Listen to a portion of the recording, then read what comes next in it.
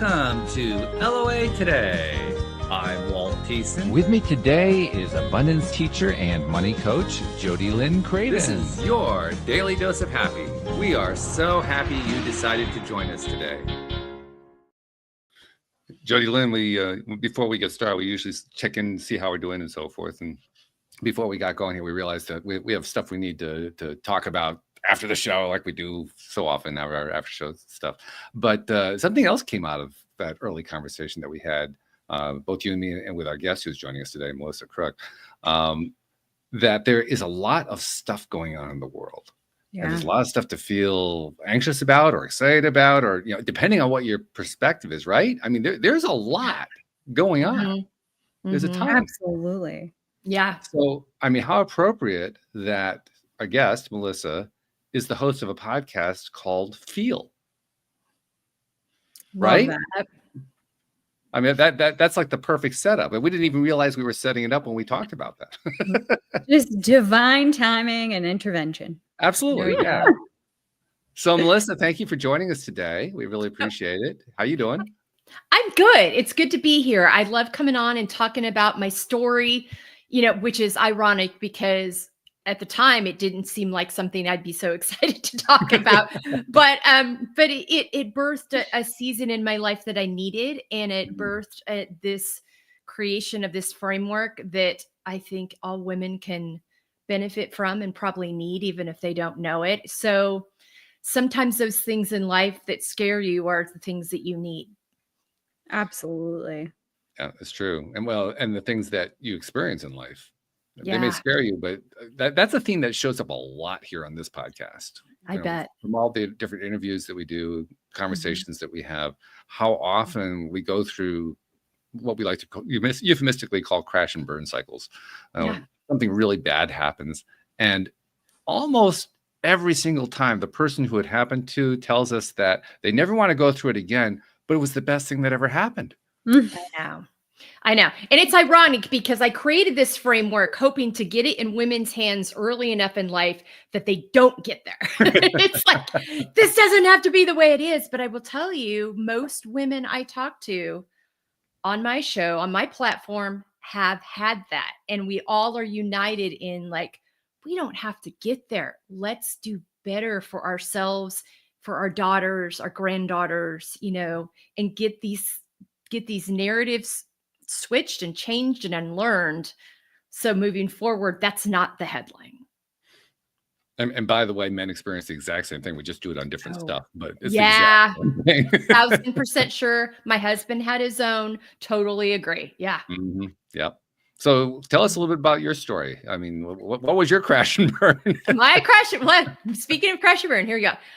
In the fall of 2019, we had just moved to Lubbock, Texas. My husband had taken a job at Texas Tech University. It was the first move we've moved all over the country. I've told you guys that before. He works in higher ed, college education. We've moved all over. Our kids were all born in 3 different states, the whole 9 yards. This was, I think at that point, our 11th move. I could move, my oldest daughter jokes, moving's like your Olympic sport, Mom. Like you've got it, it's like nailed. I don't know if that's, a badge of honor to wear, but it became mine. So I knew how to move. And this was the first move with the kids all grown. They were our oldest had just gotten married that previous spring, and our other 2 were in college. So I was like, this will be nothing. No schools to find, no activities to connect to, no kids to manage change and moves and new friends and sad and all that. It's just me and Brady, my husband, for the first time in so long, 25 years, I think at that point. And so we get there and we're in a hotel while we're waiting for our house to close. And I go for my morning run, and I come back and I took a shower and I couldn't settle. Like my body just wouldn't settle, and my heartbeat's racing and my blood pressure. I didn't know at the time, but I was feeling lightheaded and I'm like, am I having a heart attack? I mean, I don't really I've never had any health issues. I've always been, but perimenopause, which I didn't know that word when I started it, is a funny thing. You don't know. I mean, I just turned 50. So I go down to the lobby and I'm feeling worse. And I go to the poor guy at the front desk. I'm like, he's college age kid, I'm sure. And I'm like, hi, and typical women. And I talk about this on my podcast. I'm so sorry to bother you. I'm like, really? I think I'm having a heart attack and I'm apologizing for bothering the kid, which is its own story. But I think I'm having a heart attack and might need an ambulance. This poor kid just, white as a sheet. What would I do here? Well, it turns out this particular hotel had all these policies and things you had to like sign and for them to waivers and whatnot they were going to call an ambulance for you. And like, I could have dropped dead on the floor before I got, and I'm like, not really in the state of mind to do that. And he's just doing his job. So I'm like, you know what? I'm just going to text my husband real quick. He's 5 minutes away. I think I can maybe get there faster and not have to sign any waivers. Yeah. So I text my husband and it's like his, second week on the job. And I'm like, so in the lobby at the hotel and think I might be having a heart attack. Any chance you can get over here to get me to the ER? He's like, be right there. Yeah. So he had to ask his assistant where the hospital was. We literally had just gotten to town. Yeah. So he zips over. He's there in less than 10 minutes and takes me in and go through, and they see, I walk in the door. I tell them what's going on. They take my blood pressure and heart rate. They're like, yep, get her back. I didn't even sit down. And that never happens, in ER. So I was like, oh, shoot. And so had an EKG, ECG, did all the scans, checked everything, saw a cardiologist, whole 9 yards. They're like, everything looks fine. But, you're going through a move. It's been stressful. And I'm like, yeah, but this don't stress me out. So, okay, maybe. I had to stay there for like 4 hours because they wouldn't release me until everything settled. Like my heart rate and my blood pressure had to be back to normal. So 4 hours later, they released me to go home. No real answers. And I was like, well, that's interesting. Okay. And at the time, I didn't acknowledge it, but I just became more and more anxious. And that because this thing had just happened and really scared me. So about 10 days later, had just gotten moved into the house, made a Target run, came home with all the stuff. Furniture had not even arrived yet. And I walk into the bathroom and my bladder nothing, just bladder. And then my heart rate goes up again. Everything goes up again. Call my husband again. I'm like, I think I need to go back. And he's like, gee, okay. So he zips home, gets me there again. And they're like, same things, have this new addition. So they did this whole scan, all my organs, like every organ. I was there for a long time, getting everything checked. And at the end of it, they're like, it's the second time we've seen you. We think there's probably some things going on with your hormones, given your age. And also, and then the ER nurse like snuck me a piece of paper and he's like, this person isn't in our system. So I can't say this out loud, but I think this might be someone you want to call. And it's just this torn up piece of paper with a doctor's name and a phone number. And sounds shady. I know it was so funny, but also like a drug deal or something. I know. He was like, don't go to anybody in our system. Try this one instead. So it was like, okay. And also the mention you've had a lot of going on. Do you have a therapist? And no, I just got into town. I barely figured out where you guys are. So we get into the car and because they're like, maybe these are panic attacks. Have you ever had those before? No, never had any anxiety or panic attacks before. So this is all new. And so we get in the car and my husband's like, babe, you and your good friend anxiety have been traveling this road together for a while now. And I'd always push back. And I'm like, I'm not anxious. The world just has a lot going on and there's a lot to be concerned about. And we have a family and I'm not anxious. It's just, I'm taking care of everybody. And that right there, that tone of voice, denial. That's where is you a kind of need to have thing. the mirror so you can see it, right? Exactly. So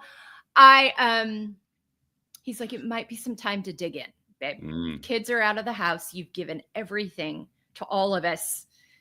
And it might be time to dig in.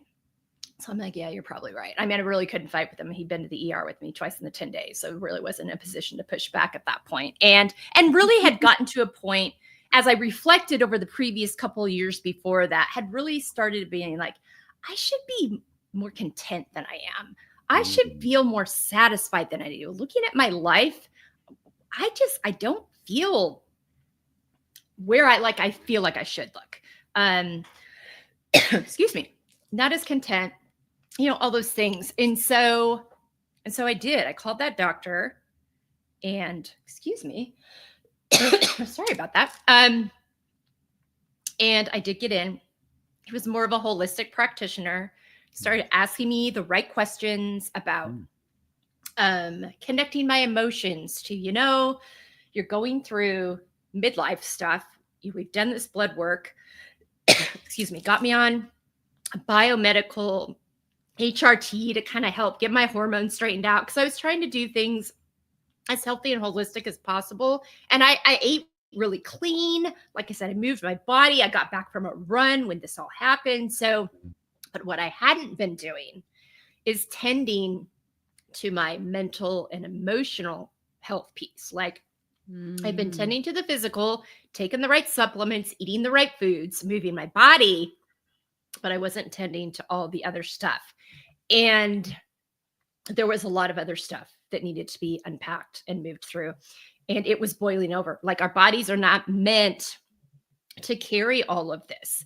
And it was years of, I had a very emotionally volatile home life growing up. Excuse me. I'm not dying here, I promise.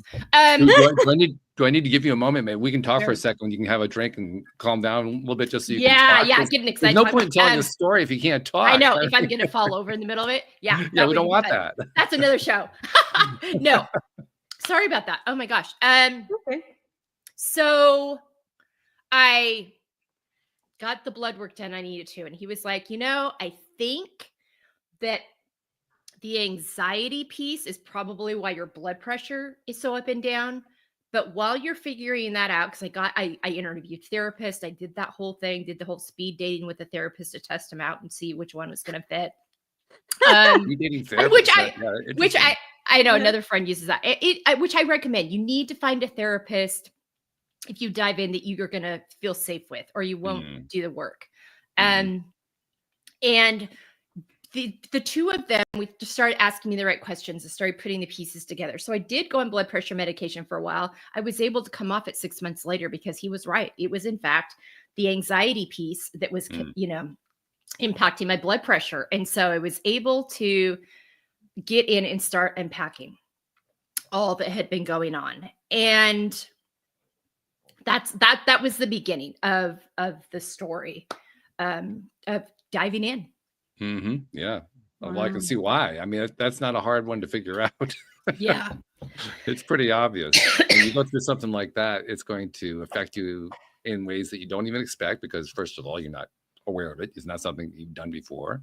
And anytime Jody Lynn, we've talked about this a lot. Anytime that we go through something where we're having to work on ourselves, it's always hard. It's easy to see in somebody else. It's like that mirror is so easy to see somebody else is going through it. I can fix you and you and you and you. But no, there's nothing wrong. And even if you can admit there's something wrong, well, it's not really anything. Yeah, I should be able to deal with it on my own in 5 minutes or less. That's right. Yeah, this is a quickie. This is not going to be any big deal. Yes. That's an interesting segue, because I really went into therapy thinking, gonna go in 6 months, be better, head back home, and be done with it. I'm still in therapy, and it's 5.5 years later. Now I've learned a ton, and I am not the same person I was 5.5 years ago. I'm just not. I realized how many things I'd been carrying. I'd been living in this stratosphere of one primary emotion a day. Everything else gets stuffed. Take care of everybody else first. If there's time left for me, great. If not, I was really good about moving my body, but in terms of anything else, keep going. don't sit in the quiet, because when you sit in the quiet, the other stuff comes up and starts rumbling and makes you uncomfortable, and you don't want to deal with that. So you keep being busy, you keep being productive. And I had to unpack and unlearn all those years of production for affirmation, being the good girl, not disappointing anyone, and having that be my identity. Very codependent relationships, very trauma bonded relationships. And it just made me realize of like, you know what? I'm talking to a lot of other women my age, and they may not have had the same experience as me, but there are too many of us. We are getting these messages when we are little girls about how we're supposed to show up in the world. And little boys too. We're getting these messages. Yeah. And by the time we get to, our adolescent years, we've been given this drill of what's expected of us. And we're trying to live in alignment with that expectation. And our own expectations get abandoned. And sometimes no one ever even asks. I mean, they become our expectations. We take them on. We take them on. Exactly. And at some point along the way, all of a sudden you've gone to college, you've gotten the degree, you found the partner, you got the house, you bought the car, you had the kids. Everything's supposed to be peachy. You've got the job, whatever it is. And all of a sudden you're like, something's not working here. Like, I'm just not in alignment. And that's really where I was in my late 40s, where I was starting to sense. And I was watching, we have 3 daughters. I was watching them go through and ask themselves different questions than we had asked, and both learning from what they saw from us that they didn't want to repeat, and also seeing that we were different than the generation before us. I mean, it was definitely that combination of both. And I was like, they seem to have a hold of something here that I don't quite have a grasp on. They were talking about healthy boundaries and taking time out from conversations if they got too heated, and returning to them later. And I'm like, we're not done talking yet. What are you talking about? Get back in here. I mean, that was, and so it was just all these things that we were already starting to kind of pay attention to and listen to, realizing if we don't pay attention to these things, we're not going to have any relationships with our kids, because they just are choosing to operate differently in a healthy way. And while our initial response was defensive and uncomfortable, as we started practicing these things, we're like, there might be something to this here. So there was an unfolding happening within me, but I had no idea what I was getting into when I started this journey. And which is good, because I think if I had, I would have never done it. It's also the best and smartest and healthiest decision I've ever made. And so about 1.5 years into it, my husband and I were doing a dream wall. It was his activity on his birthday. He wanted to do it. And he asked if I'd do it with him. I'm like, sure, sounds great. So we do it. And out of that dream wall came this idea. I started first with a podcast in the summer of 2021. And he came out of it with ideas, but I'm the one that came out of it with an actionable item, even though it was his idea. And so I was like, wait a minute. We have to start having these conversations. And through this time, through my work with my therapist, through watching things my kids were learning, my husband was in his own therapy, we started kind of collectively and individually started putting pieces together of a framework of things to consider that can keep you from having these breakdowns, hitting these walls. And kind of unknowingly, once I sat down, I was able to I had mentored a gal while she was in college at my husband's previous job. I'd worked in the mentoring program there. And then my middle daughter's college roommate, they were 2020 college grads and needed jobs. Yeah. And so they needed stuff on their resume. And so I was like, one of them knew how to set up websites and social media platforms. And the other one knew how to edit podcast and set those things up. So I'm like, do you guys want to help me start this? Because those are things I really know. And I can give you, I can't give you a lot money wise, but I can get you experience. And so they did. So, in May we had a meeting and we started talking about what we wanted, what I wanted this to look like. And through those conversations with them and my family and some mentors that they'd had, we came up with the talking points that have become what I call the FEEL framework: finding empowerment, embracing layers. And I wanted FEEL to be the acronym because that is, for me, like, we don't stop to feel. And we categorize emotions as good or bad. Emotions are clues. Yeah. Positive, negative, good, bad. And we hear a lot of narratives about how we are supposed to feel, starting when we're little kids. Girls and little girls and women learn early on: anger, bad. Not anger, bad manners. Don't be angry. Don't throw a fit. Don't make noise.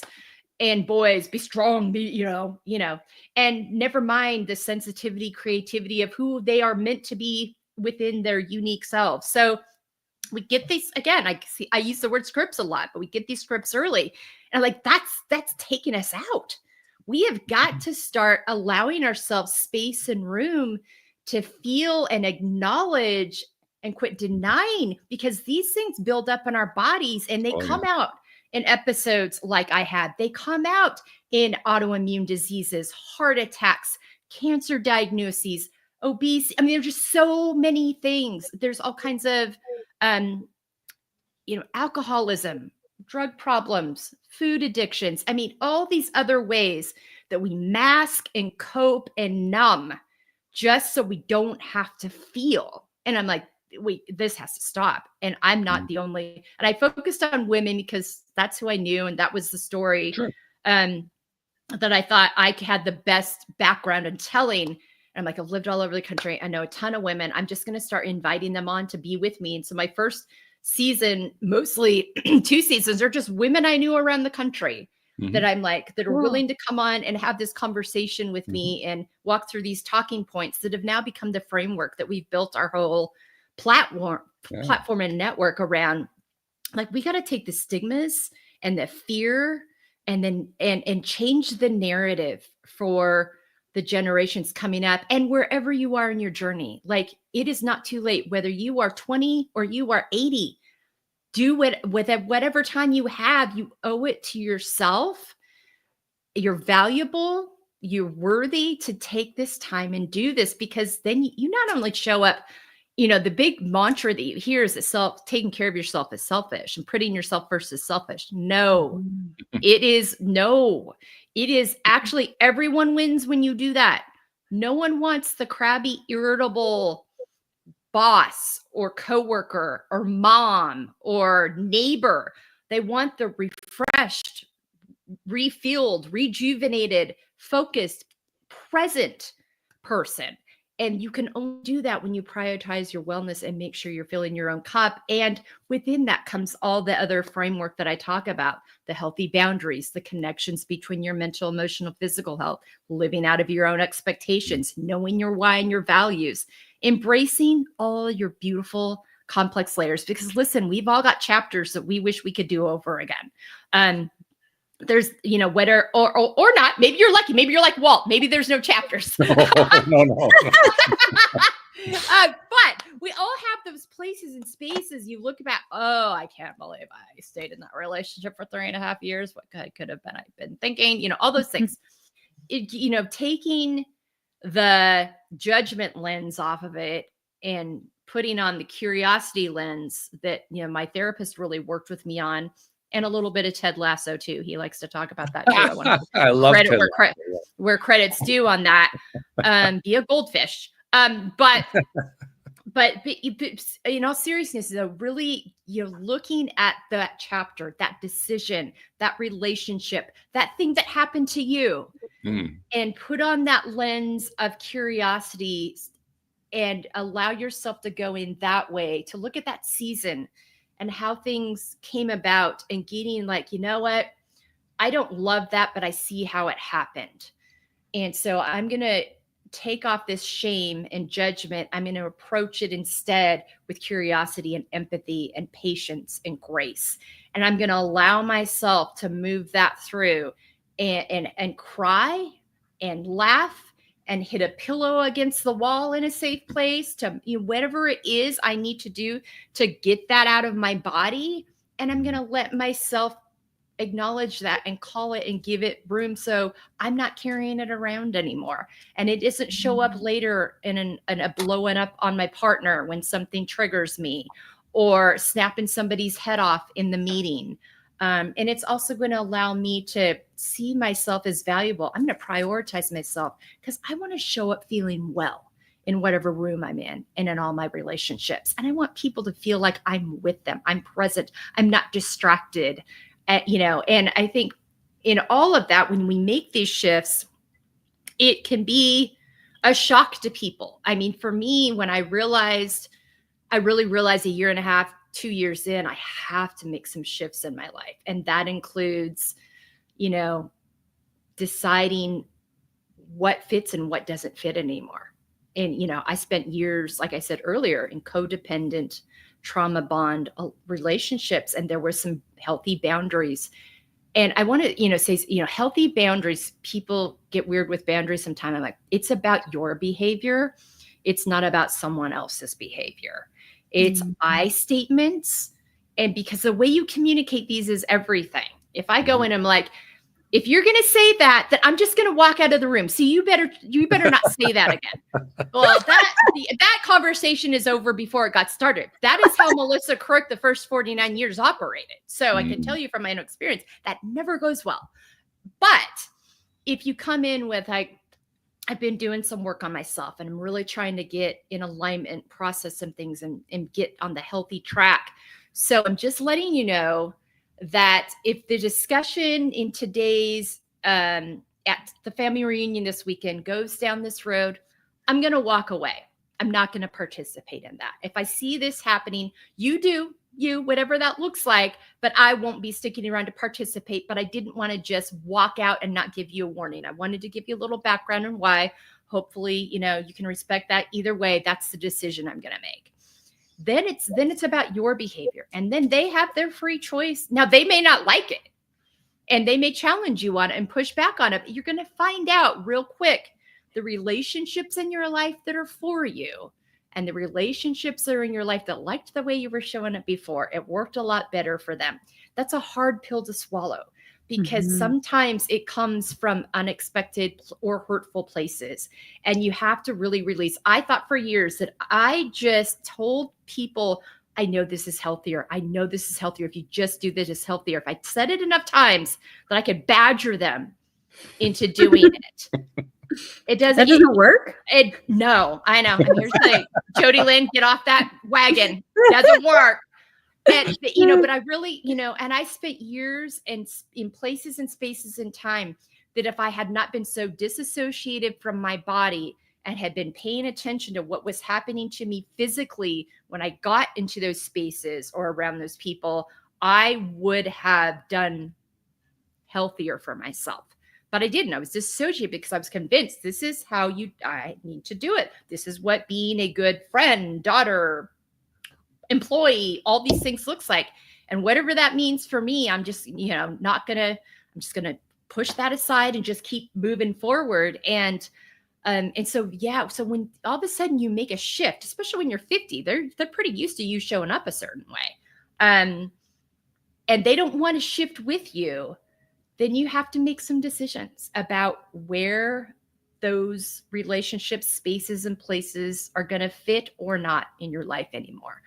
But I will tell you, I've never felt more content, settled, alive, creative, vibrant than I do right now. Jody Lynn, do you get the feeling like I do that Melissa's a little bit passionate about this? I know. A little bit.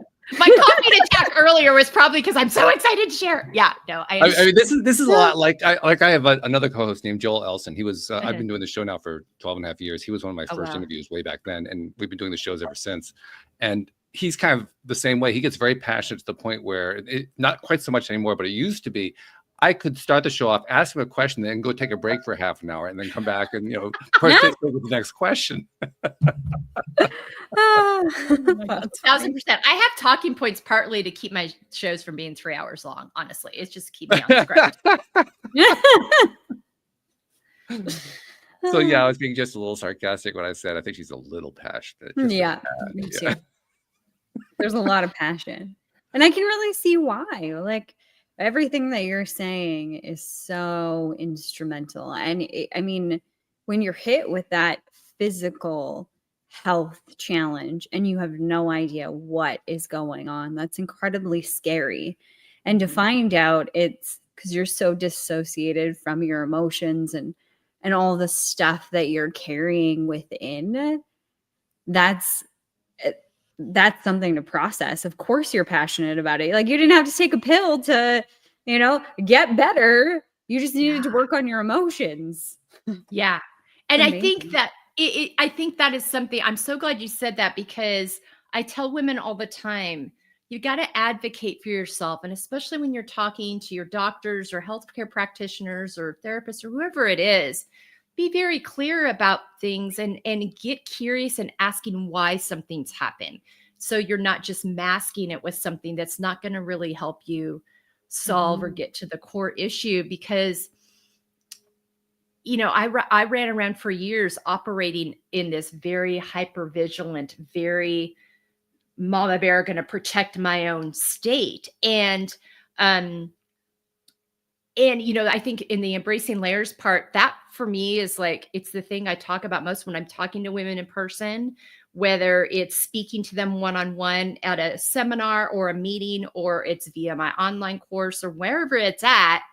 It is always starting with that embracing layers piece, because it's like, you got to do this work first, or these other things are going to be really hard for you to do, and see yourself as worthy enough and valuable enough to make the time and commitment to yourself. So you got to start with this kind of dirty work first, but also it's going to help you understand so much about yourself. I mean, the way I interacted with people, my responses, if I felt like somebody was coming for one of my own. I mean, there's just so many things. And I cringe now. I'm like, oh my gosh, I wish I could go back. And that's a part of embracing my layers right now that I'm really working on, is releasing the idea. I cannot do my 30s and 40s over again, but I can acknowledge the fact that, listen, given what I knew at the time, I was doing the best I could.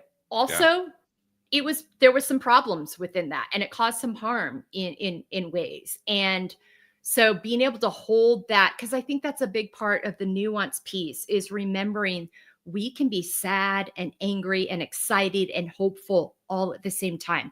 We have that ability to hold that nuance. There's no need to stuff. There's no need to ignore, give all of that room to breathe, and get curious too as to, where's that coming from? Is that from an old false narrative that I've lived with that I need to unpack and unlearn? Or is that based in truth? Because I spent years treating all my thoughts as truth. And I had to realize, oh, no, that's something that I picked up along the way, whether I was 6, 8, 16, or 40, that's not actually true for me. Well, it's not actually not surprising. The more that we now know about psychology, because the psychology field has really advanced tremendously over the last 10, 20 years. So much. Oh, yeah. But from what we now understand, a lot of what people believe to be true, they believe it because they've simply been exposed to it over and over again. Yeah. And it's actually something you can do it to yourself. You can actually program yourself that way. Just expose yourself over and over again, and you start to believe it. It doesn't even have to be true. It can be a complete lie, and you can still believe it. Yeah. Yeah. Yeah. And I think I'm glad you brought that up too, because I think it's a really good point, and something that a friend pointed out to me the other day. And she's like, because I'm like, this time that I went back at 50 into therapy and really, really dove in was my third time. Like, I'd went once in college, I'd went once in my 30s, and progress was made. Also, I think there was some sense within my nervous system, once my kids were out of the house, that it was safe and time to dive in. And also too, I think a lot of it in terms of who I was working with therapy wise, therapists can only work with what you tell them. And so if you're not willing to go, or even you're not even aware that it's time to unpack something, that there's nothing else they can really work with there. And also, practices changed a lot. The therapists I went to in the early 90s and the early 2000s didn't know the same things that my therapist that I started with in 2019 know. I mean, so that's a really good point too. And so I've had to learn, like, It's like, geez, why didn't that come up in my early 30s? I'm da, da, da, da, da. And then it's like, it's changed a lot. We're talking about things now. We've only been talking about prioritizing our self-care. And I always try to be, self-care is a buzzword, but I call it self-care is healthcare. This isn't the surface stuff. This is the stuff that really, really fills your cup and takes care of you.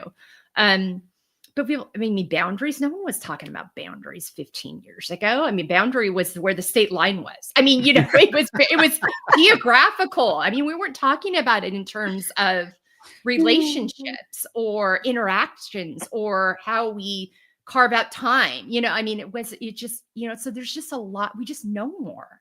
It's true. Yeah. I had a guest on a couple weeks ago who made the point that she was feeling a little bit discouraged because only about 10% of the population, according to the stat that she had found, actually are doing work on themselves to grow themselves and so forth.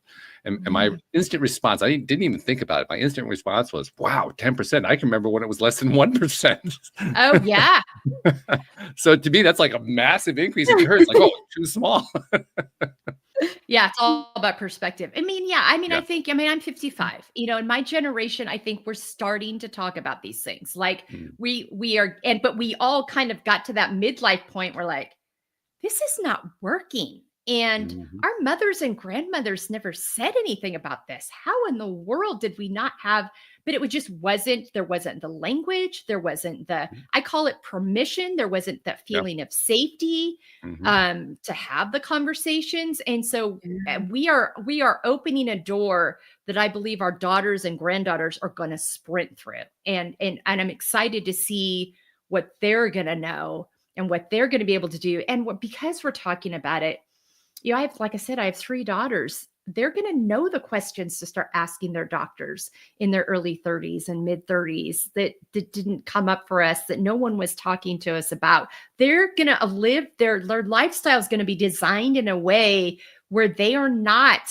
working 80-hour work weeks and putting everything else on the back burner, because they've learned from what they saw. And they're like, that does not work for me. I am not doing that to myself.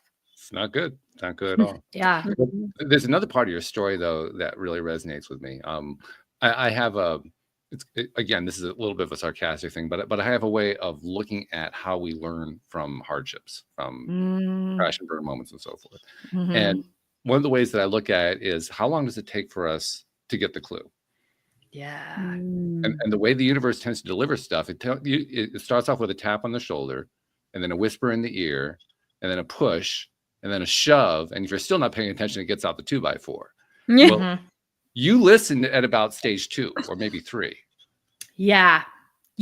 I did, and I definitely had stage 1 and stage 2 nudges starting when I was probably about 45.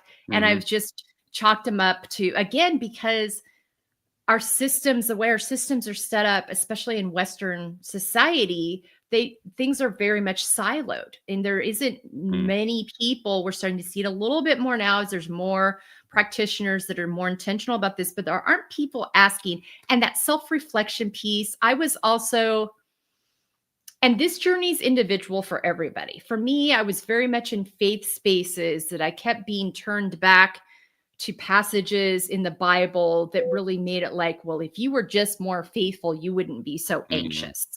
And rather than, which is ironic when you consider that the Bible is about 1/2 judgmental. Absolutely. And that's a whole other discussion. We can have it. Yeah. And so it really did a lot. So I just kept doing all of these things to try to be more faithful. And I wasn't getting to the root. And it was a lot of being really hard on myself and really critical and really discouraged. And because no matter what I did, it wasn't going away. And that was, and so I tried that, approach with the first couple of nudges I was getting. And it took that, that final nudge. And, and there were some people that really influenced me. I listened, during the pandemic, I listened to a lot of Brené Brown. I listened to a lot of Glennon Doyle and Abby Wambach. I read Good choices, by the way. Glenn, thank you. I read Glennon's book, and I'd known about Glennon. Like, she and I are similar age, so she'd been doing things all along. I also knew about the big shift she made in her life when she finally started living as her authentic self versus all of the, narratives that she'd been given. I mean, she's a classic example of what so many of us do.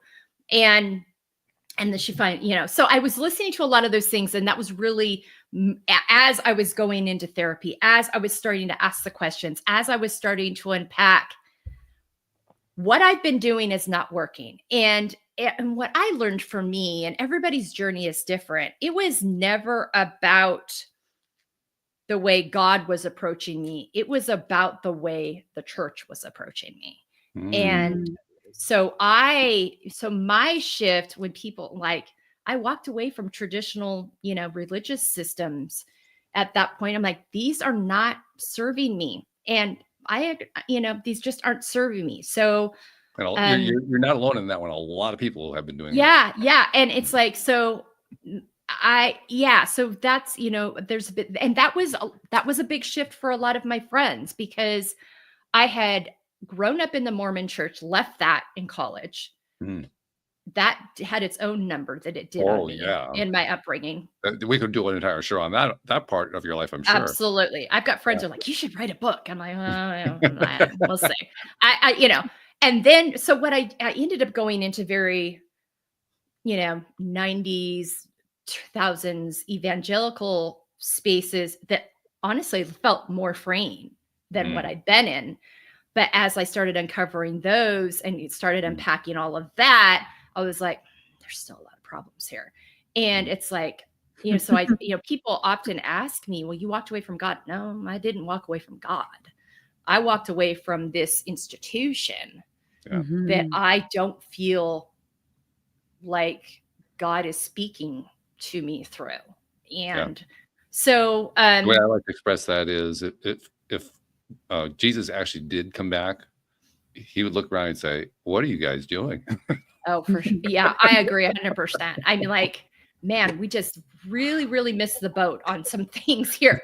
And as humanity, I participated in a lot of that for a lot of years, because I was, trying to find ways to not be anxious and to save myself and all those kinds of things. And so, there's a lot, and that was a part of my narrative, though, was unpacking the fear. In so many ways, I was operating out of fear and rather than, and listen, fear in the right context can be a great motivator. But if not, when it's being used as the prime motivator to get you to believe something or in a system, when it's not wrapped in love, when it's not wrapped in encouragement and was there some fear starting a podcast? Sure. I had no idea what I was doing. I had no idea. I mean, really, but it was one of those things. I'm like, it's worth it to me. So I'm just going to take the plunge, because I'm going to be I don't want to wonder why I never did it. So that's an example of the kind of fear that can be a great motivator to just release, versus the fear that's used to keep you in place, to keep you living within a narrative that fits a system. And we're talking about religion. It's in all kinds of our systems. I mean, there's all kinds of systems that are operated out of fear to keep people in line. And there's an interesting fact about almost all of them. They're all crumbling. They really are, because people have had enough. People are just like, this isn't, and I think because of they're hitting these walls like I have. And you're like, this way of life is not serving me. I mean, my husband and I, in 2018, ironically, the year before all this happened, it was literally exactly a year, because summer of 2018 was our 25th wedding anniversary. And we took a 2-week trip to Europe. We'd never been to Europe before. Took a 2-week trip, spent a lot of time in Italy and France and Germany and Switzerland. Most of our time was in Italy and France, and then a few days in the other places. But as we moved around Italy, and all those places have their own issues, so don't get me wrong. But from a lifestyle standpoint, from putting a sign up, we'll be back when we're done with our nap. Yeah. Who knows when that'll be? Yeah. Everyone's okay with that. Like nobody's like, oh my gosh, I can't believe they're not here. I need that dress today. I mean, there's nobody doing that. When you sit down at a restaurant, they're not coming back and checking on you every 5 minutes to see if you're ready to get your check and move out so the next one can come in. You have to ask them. They want you to stay and have an experience and enjoy your food and enjoy the company. I mean, it's just and it was such a wake up call of like, oh my, all these, and that really, as I look back now, I'm like, that was a sign. I just missed it a little bit. My system, like I had been last couple of previous years, I've been experiencing a lot of acid reflux and some other things going on with my hormone levels. By the time I was 2 or 3 days into that trip, I ate anything I wanted to across Italy. I didn't have one episode the whole time. I was relaxed. The food was healthy and natural and homemade, and my system was settled. And it was like, this is not a bad way to live. I think we could learn something from this. My husband was the most relaxed I'd seen him in years, but it took us both, a couple of days to kind of come down, but it was a really kind of a moment of, and as I went through this and I thought it back, I'm like, I kind of got a sign of this a year and a half ago. And I just kind of like, oh, that's just because of this. And I, went back into my way of being. But yeah, I think it just came to that realization that we as women don't have to live like this anymore. And and if you can ask yourself and have this framework, because life's going to knock you off the tracks. But if you've got this framework to help get you back on the tracks, then you can avoid these big hits. You can find ways to prioritize your self-care and ask yourself these important questions. I say on a seasonal basis, check in with yourself. Like if you're looking at things in your calendar and you're feeling angsty about all of them, it's time to take a look at your boundaries and your expectations and your values and your why. And see what's out of alignment. It's time to start saying no to some things and maybe not so many yeses, or maybe yes to something that scares you a little, but it's going to be that thing that you don't want to look back on and think you never did. So like, checking in with yourself and then, being so mindful of who you surround yourself with and the voices that you allow into your space. That's a big one for me. In fact, a season isn't often enough. I do it daily. I can't do it anymore. Any broader framework than that, I start to wander if I don't do it daily. So I have like sometimes hour to hour practice. Check in with myself, what's going on. And I don't always like the answer, but again, right, Jody Lynn? Yeah, you of course. I think that's a part of the process too. Like you were talking about, Melissa, the judgment versus curiosity. That's, when you start seeing these things, realizing these things, I think we've all been taught to like bring out the really big stick and like whack, just keep whacking yourself over and over again. Like, oh, see, you're an idiot, or see, you're not seeing it, or see, you shouldn't be anxious right now. Like you're not doing life right, or whatever that might be. And like shifting that mindset to, it doesn't matter what it is. It doesn't necessarily have to mean anything. It's about being curious to understand, why is this coming up for me? And it's okay that it's coming up. I love how you put that you have space to feel all of it. Yeah. Because you do.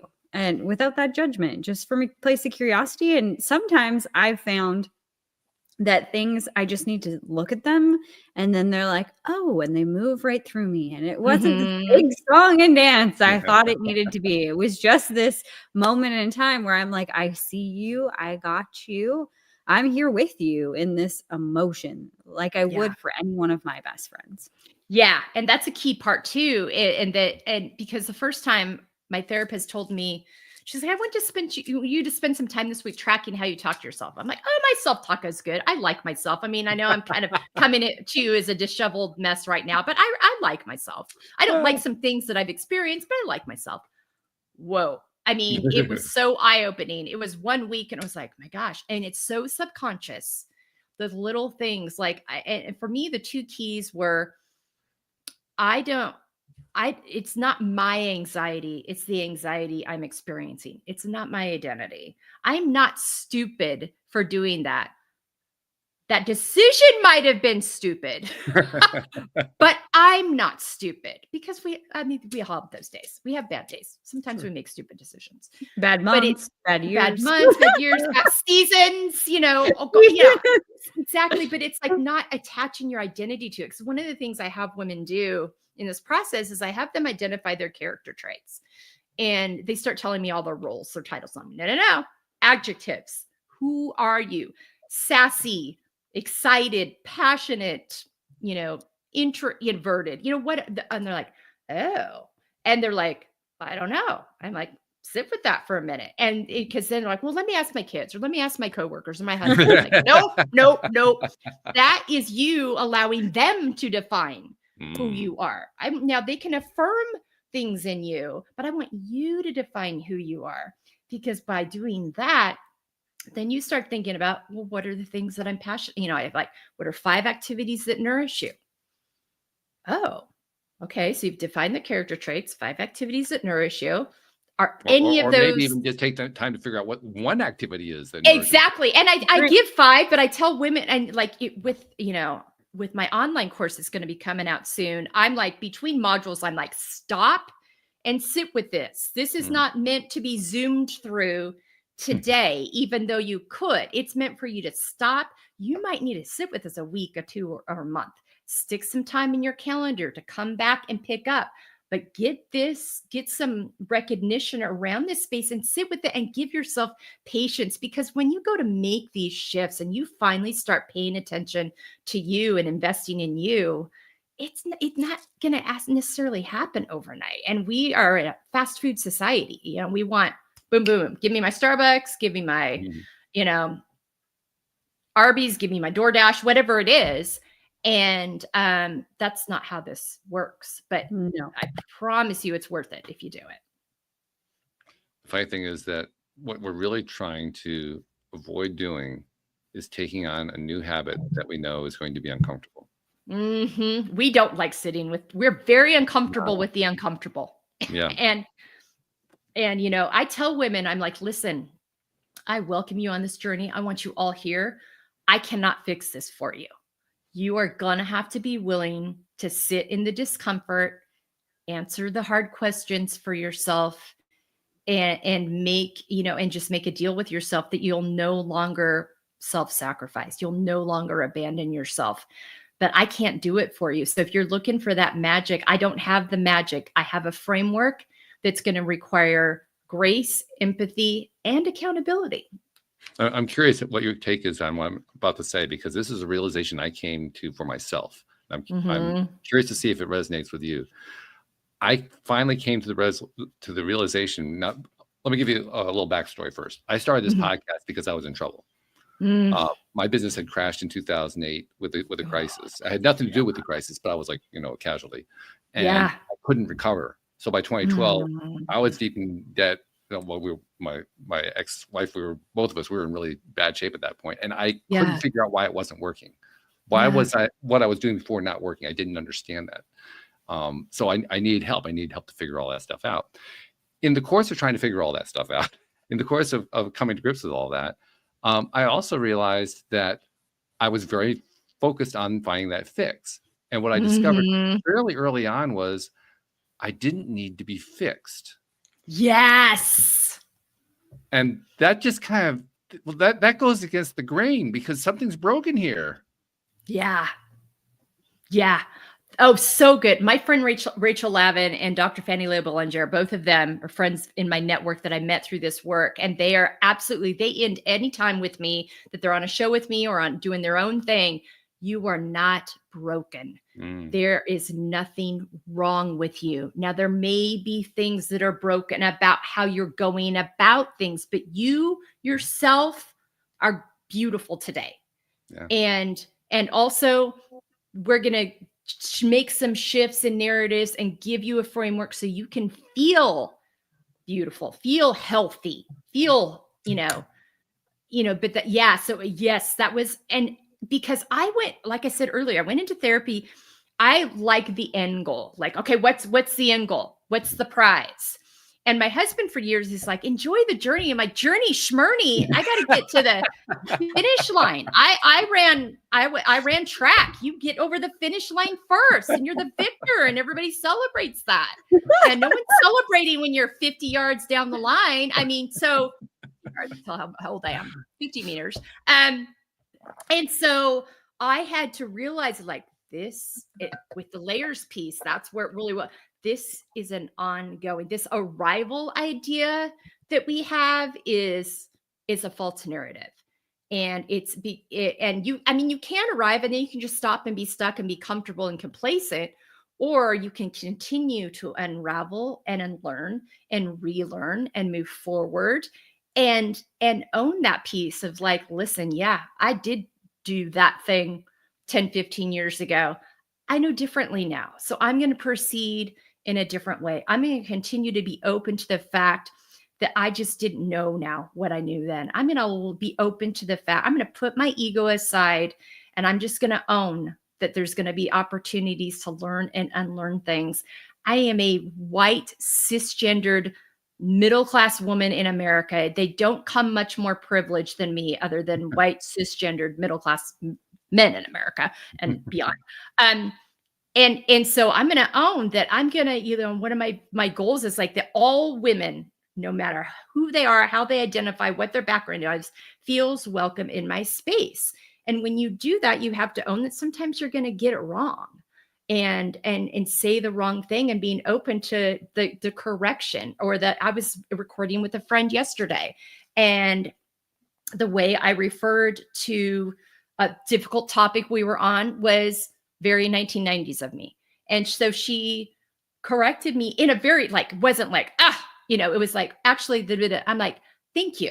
Thank you for doing that, because I can't learn if I'm not willing to hear and improve on that and not get defensive about it. And I am the defensive grand champion of the world. You can fire me up in a nanosecond. So I've had to really, people that have known me over my life are like, I'm very competitive. And so these are things, like I said, you teach, and I don't even call it teaching. I facilitate and offer and share and live through a framework that you need the most on yourself, because these things that I ask myself now, I have to ask myself regularly all the time to make sure that I'm not getting off track. So I'm always very open about that. Listen, ladies, I have not arrived. I am on this journey with you. I just know that this journey is leading me down the path I've always hoped to be on. I just didn't know how to get there. Jody Lynn, this is one of those Beautiful. conversations where I look up at the clock and I say to myself, we could do another hour of this thing at least. Totally. Just flew by. But what we do have to do is do our usual thing. We have 3 things we like to do, Melissa, at the end of every show. First one is we like to say, Melissa, I mean, you're clearly passionate. You clearly like working with women. You clearly like doing this kind of thing. We should probably let listeners know how to reach you, just in case. I mean, just on the off chance. Yeah, absolutely. I love that. If you go to our website, embracinglayers.com, it's all there. It's got our podcast episodes. We do blogs about each podcast episode with ways to engage with that episode. We have weekly panels that we do with groups of women. If you like more of a panel conversation on our YouTube channel, we have a book. If you're a reader and not a podcast listener, we have a book with this framework in it where we've taken really helpful quotes from past guests and we give you ways to engage with that. It's great for a book club or journaling. I can come talk to you in person and lay out this framework with you and answer your questions and work through it with you together over a half a day, a weekend. I can make it as long or short as you need. And then I am debuting on July 1st an online course. And that's really the deepest dive other than being in person. And what I like about the online course is that it allows you to do it on your own time. And then once you have it forever. So you can build your own event with other women around it with you. My friend Kim Mosman is creating a workbook for me that will be ready to go with this online course. So you'll purchase it one time, but then you've got it forever. The first time you go through it, I offer jumping on halfway through the course. And again, at the end, to answer your questions. And that's all part of what you get with the package.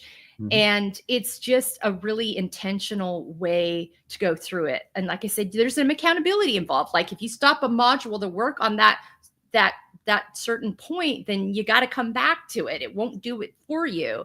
So, and my goal is, as I've done this over the years, is to just meet women at all the different mediums that I can get this information to them, that they can connect with it. So whether it's, and the nice thing is that like once you finish the book or you finish the online course, we have two podcasts a week with new guests, and all of their resources that they share that help support you in this FEEL framework are on our website. You can go follow them yourself, access them, utilize them. So and then we have a Substack where if you want to engage with those guests who have books, we do book clubs with them. We bring them as guests on our Substack, talk about their book, and then we do book clubs with our own book and their books. So there's something for everybody, whether you're auditory or what, however you are motivated to learn. There's a framework. There's a framework within that framework to meet you where you are. But embracinglayers.com has it all. All right. And we'll make sure Jen will include a link in the show notes too, so that, we like to make things easy whenever we can. Yeah. And our socials are there too. We're all over the socials. Our socials are all there too. Good. Okay, good. Second thing we like to do, or I like to do, is I like to turn to Jody Lynn, partly because she has an amazing perspective on things. And she's also a coach, and so she knows that side of it too. But she's also, you can tell, she spends a lot of the time listening and taking notes. I don't know if you noticed that, but she's a copious note taker. And so I know she's going to have a really interesting take on how do you tie together the conversation today. So Jody Lynn, how do you tie together the conversation today? Oh my gosh, I think there's so many things. For me, like growing up, and I really connected to what you were saying today about that false narrative that we get into, whether it was somebody that told us or the way that we observed things. And then we get into life, into this mode of like, I need the house and the car and the kids and the things. And, we get busy to bypass. And I love today that we talked about embracing all of it, the perceived good, bad, and ugly, and how important that is for us. And I love that you're doing this work, because I think even though 10% are on the journey now, Walt, I think the entire world benefits from this. The entire world benefits from us learning to show up authentically, to be present in these moments, and even maybe more so